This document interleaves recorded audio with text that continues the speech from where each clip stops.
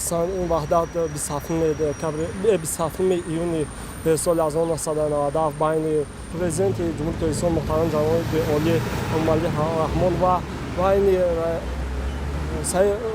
راهبر حزب مخالفین سید عبدالله نوری شاهنامه وحدت به امضا رسید که این در تاریخ بار اولین است که هم طرف مخالفین و هم طرف دولت حکومت دولتی با هم سر یک میز میشینند و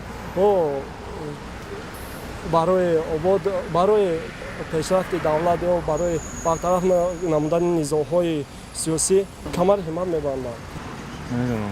پرزیدنت جمهوری محترم امام رحمان فتحی مخالف کشور وحدت رو چی کرد؟ وحدت کرد، صلح کرد. تمام وقت ندارم. 27 ایون هر سال روز وحدت رو جشن میگیریم.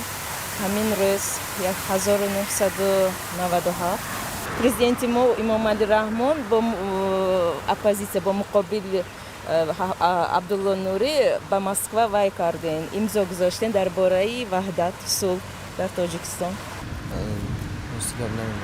وحدت ملی صلح بین اپوزیسیاشو میگفتن نکنه بدون قوم چیدن.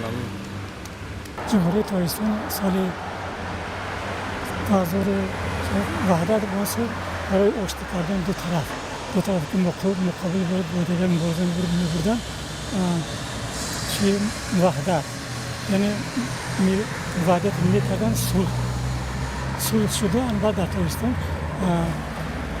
آرامی شد.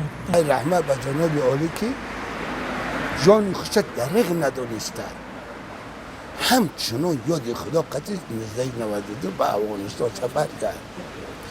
رحمت به پروفسور برنامه ربانی و یاسر عبدالله نوری شادروان جمع شدن اومدن تاجیکستان در رسیدن با گریزها را آوردن با جابجا کردن با باقای آبادی کردن دادن با ورد دستگیری کرد. این چه؟